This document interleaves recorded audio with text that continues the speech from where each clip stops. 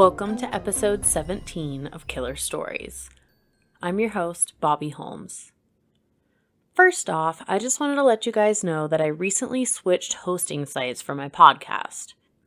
I'm using Buzzsprout now, and it's supposed to help improve the sound, so I'm hoping that helps because the end of my last episode got a little wonky. For those of you that listen to Killer Stories through my website, from now on you can access my episodes at killerstories.buzzsprout.com. That's killerstories.buzzsprout.com. The old website won't work moving forward. Also, I wanted to mention that I'm a total idiot and have been telling you guys the whole time that my Twitter handle is Killer Stories Podcast. Well, I didn't notice that it rejected that name because it's over 15 characters and had given me some random name. I wondered why I wasn't gaining any followers. So while we are talking about it now, let's just cover all the social media bases. Follow me on Facebook, Instagram, and TikTok, Killer Stories Podcast. Twitter is at Killer Stories PC. Email any story suggestions to killerstoriespodcast@gmail.com.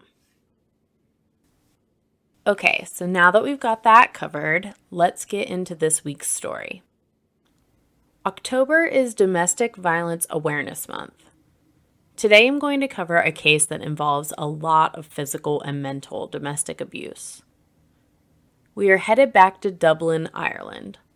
I'm going to tell you about Linda and Charlotte Mulhall and what led them to commit a gruesome murder. Linda and Charlotte are known in the media as the Scissor Sisters.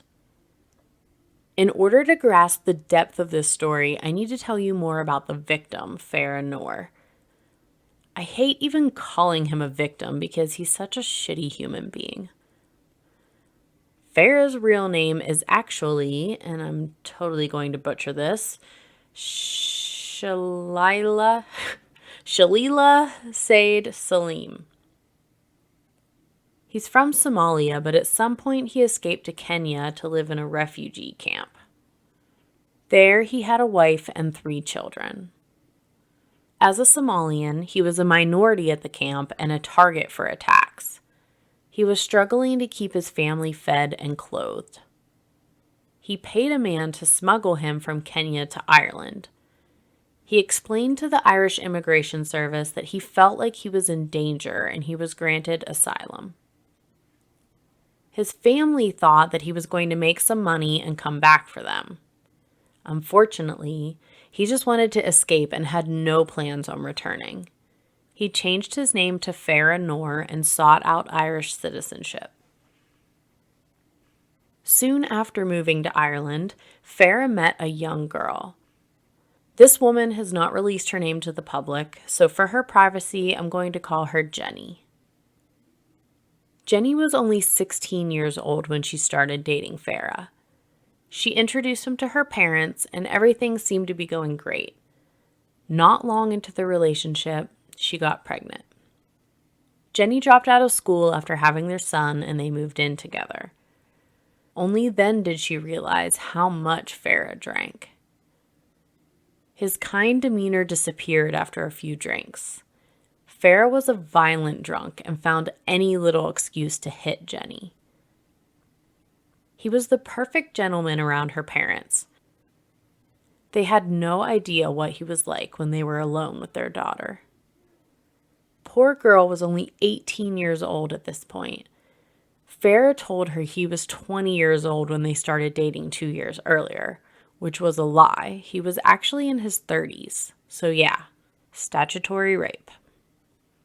Even now, when she was of age and in a relationship with him, if she said she didn't want to have sex, he forced it.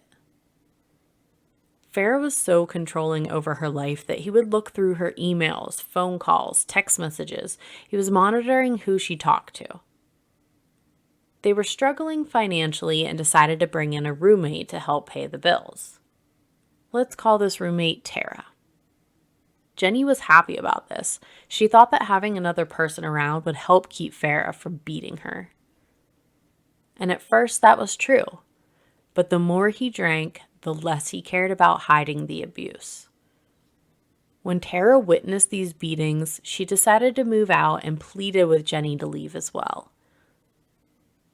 Jenny was scared and wanted to leave, but she had nowhere to go. No money, no real education to get a job. She felt stuck. But she did have somewhere to go, home with her parents. She was just too embarrassed to admit what had been happening. Pause for a moment. Do not feel shame for being a victim of abuse. You are not the problem and should not feel embarrassed. Do what you need to do to get out of that toxic relationship, even if that means admitting to your friends and family that you made a wrong choice in life. Everyone does. They will be happy to help get you out of that situation. Jenny kept in touch with Tara even after she moved out. Thankfully, Tara grew tired of allowing this abuse to go on and called her parents and filled them in on what was happening. Jenny's dad immediately jumped in the car and helped her pack up to leave. She received full custody of their son, but somehow Farah still had visitation rights. Farah was pissed off that Jenny left. He would stalk her, find out where she was going with her friends, show up, and make a scene. When Jenny started dating someone else, Farah was so angry that he used their son as a way to get back at her. He began abusing him too. All of a sudden, Farah backed off. He wasn't showing up at the bar screaming at her. He wasn't harassing her on the phone. He even stopped spending time with their son.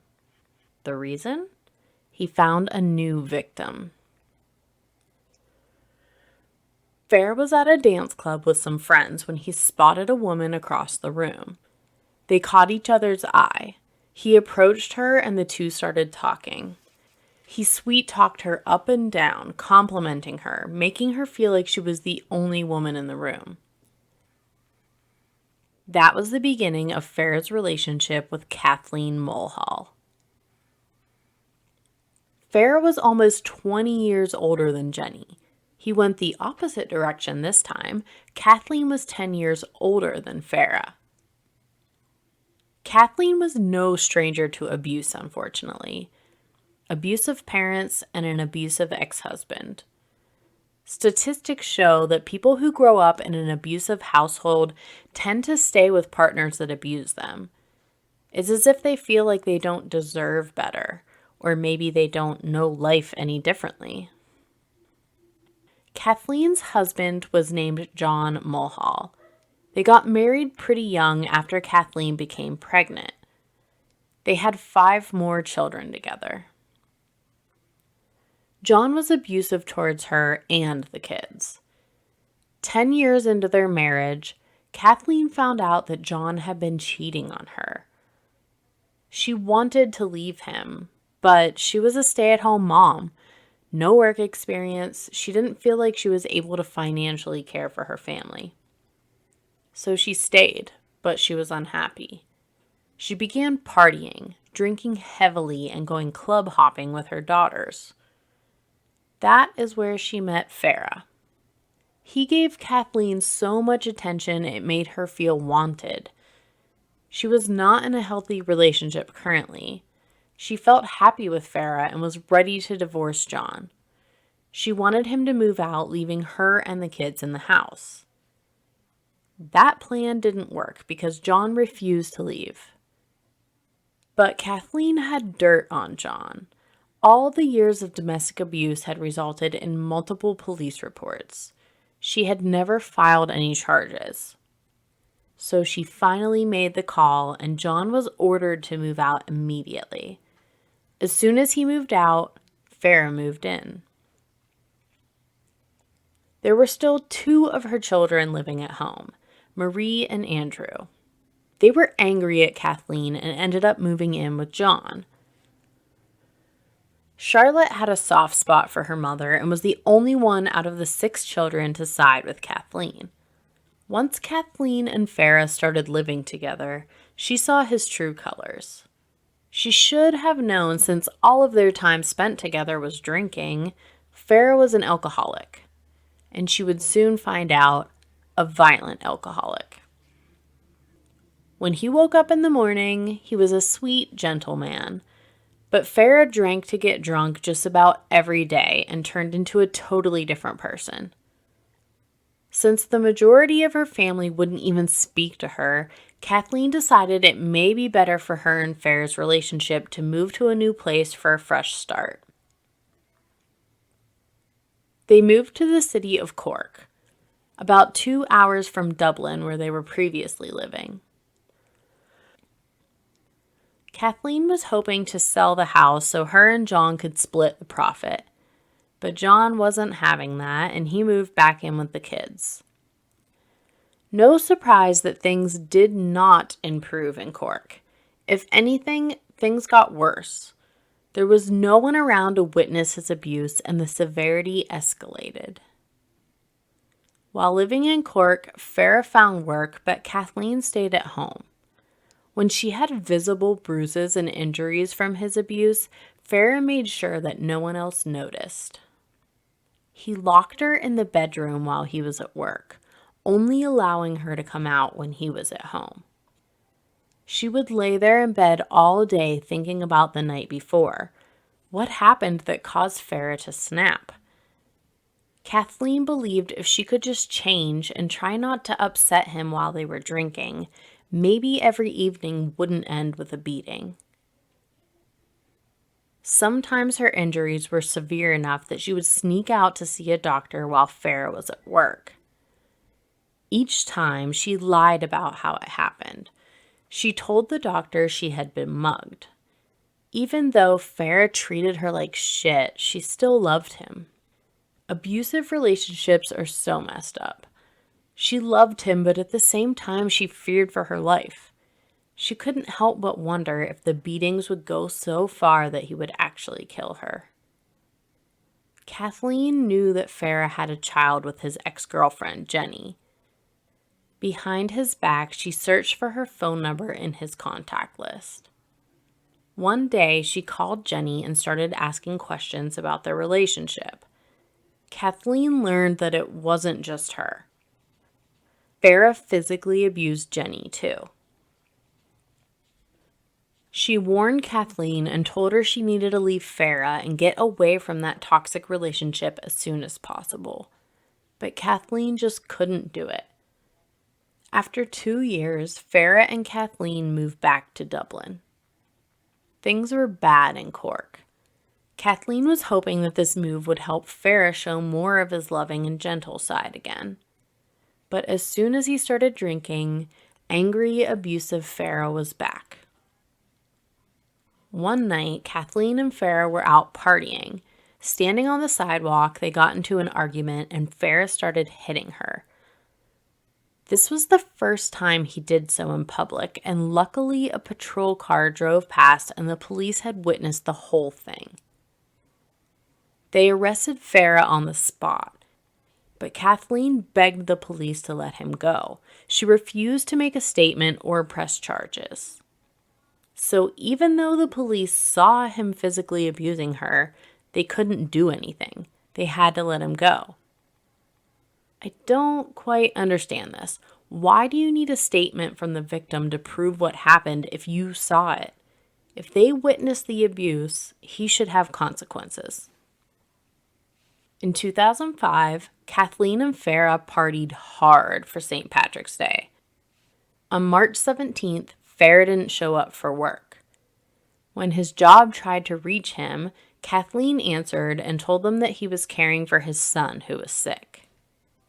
But in reality, they had been drunk for 2 days straight. The party continued through to March 20th.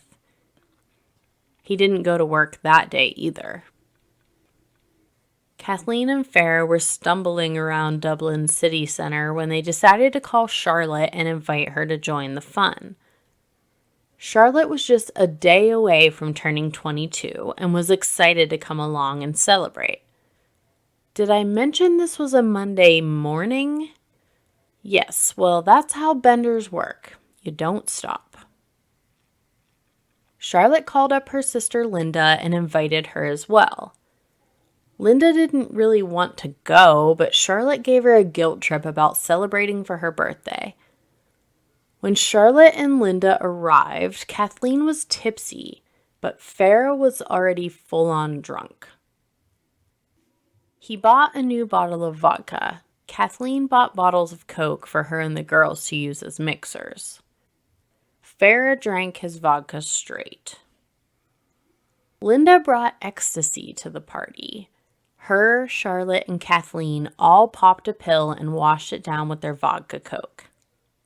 Farah didn't partake in the ecstasy. He continued to slug his vodka. After a few hours of sitting on the boardwalk listening to music, the girls felt their ecstasy fading and popped another. Farah was pretty much incoherent at this point. He began screaming and arguing with Kathleen about something. Charlotte and Linda had trouble following the conversation because Farah tended to yell in a mixture of English and Arabic. Then it began to rain, which just pissed Farah off even more. Kathleen made the decision to start heading home before they attracted too much attention and police were called. As they were walking home, they passed a field where kids were playing. Farah pointed to a young boy and said, "That's my son," over and over. But it wasn't his son. Drunken Farah walked over to the boy and picked him up.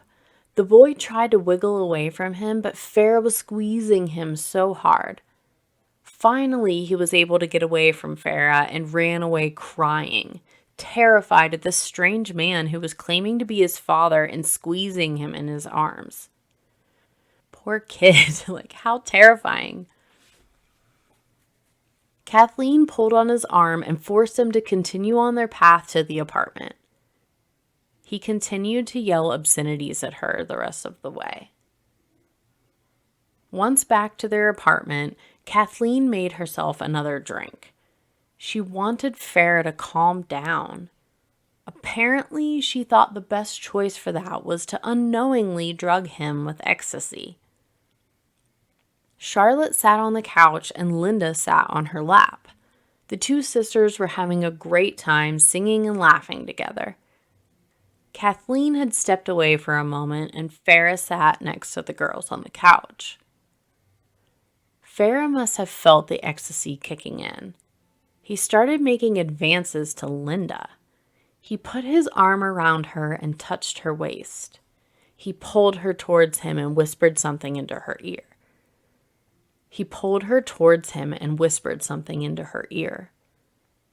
She tried to get away from him, but he held her tightly and told her she looked just like her mother. Linda kicked and screamed for help. Kathleen came running into the living room.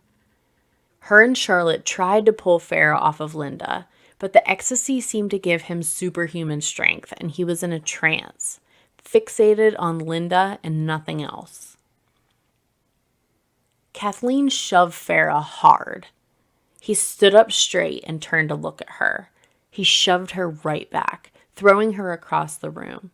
He looked at her and motioned his pointer finger across her throat, indicating that he was going to kill her. They were in the kitchen during this altercation. Kathleen yelled to Charlotte and said, "Kill him before he kills me." Charlotte picked up a knife from the counter and pointed it at Farah, as if warning him, but he didn't budge. She screamed at him to let go of her sister. He still held Linda tightly in his arms. Charlotte swiped the knife at his neck. He let go of Linda and grabbed his throat. That cut alone was probably enough to kill him. But in that moment, Charlotte thought of all the times he had abused her mother. She walked over and continued to stab Farah repeatedly, at least 27 times. Linda, Charlotte, and Kathleen were all still high on ecstasy. Linda just went through a very traumatic experience, and when she looked at Farah, she hallucinated that he was coming after her. She grabbed a hammer and sat next to Charlotte, joining her in mutilating Farah. Once they realized that Farah was most definitely dead, they laid on the kitchen floor and cried. Kathleen sat on the couch in the living room in silence. She was in shock. The sisters dragged Farah's body into the bathroom where they spent hours dismembering him with a bread knife.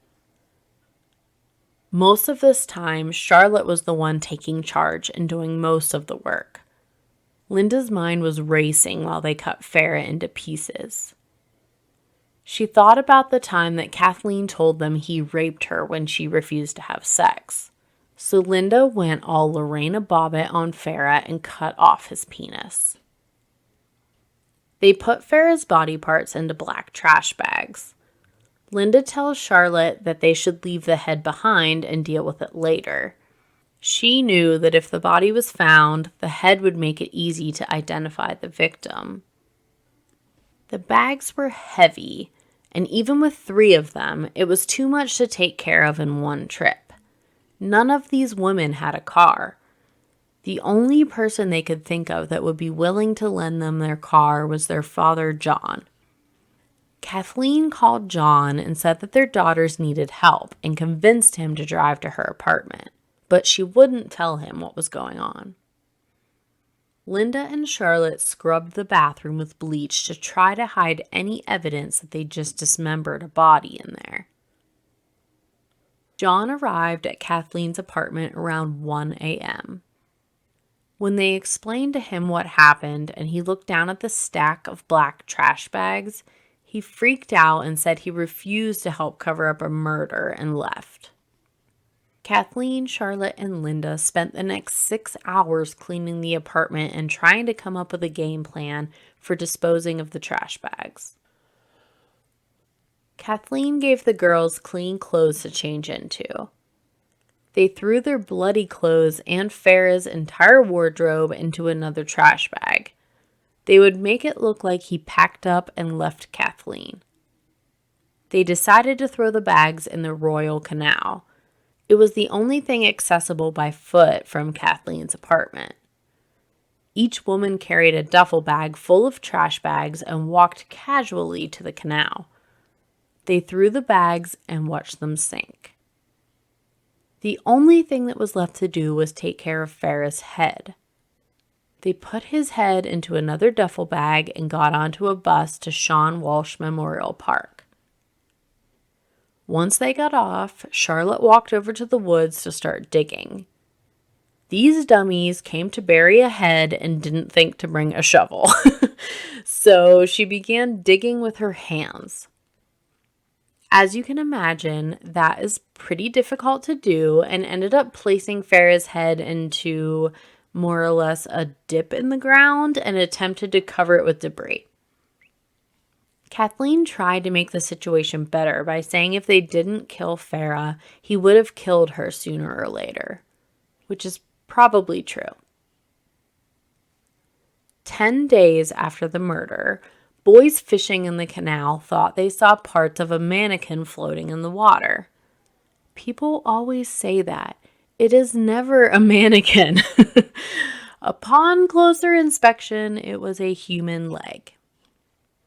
Now, I don't condone what was done here, but if they were being smart about this, they would have tied heavy rocks to the bags to make sure they stay at the bottom. Dead bodies bloat and float. Just saying.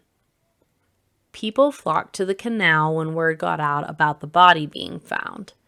Kathleen joined the group of people gawking from afar and listened to the gossip. A body was found, but no head. They found the bag with clothing in it. The clothes were photographed, and police asked the public to help identify who it may belong to. Okay, Mulhall girls, this was really stupid. Why on earth didn't you burn the clothes or dispose of them separately from the body? You even threw your bloody clothes in this bag. A few weeks went by, but Linda couldn't shake the feeling that Farah's head would be found. She went back to the park and dug it up.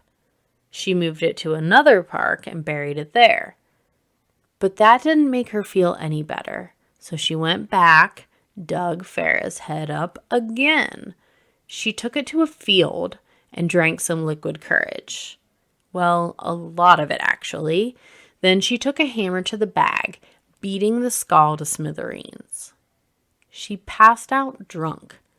When she woke up, she dumped what was left of the skull and the hammer into multiple different trash bins. This time she had enough sense to burn the bag. 2 months following the murder, a friend of Farah's told police that he saw Farah on March 20th with Kathleen, Charlotte, and Linda. He remembered that he was wearing the white Irish soccer jersey that was found on the torso in the canal. Police interviewed all 3 women who denied to know anything about Farah's whereabouts. Kathleen said he packed up and left her back in March.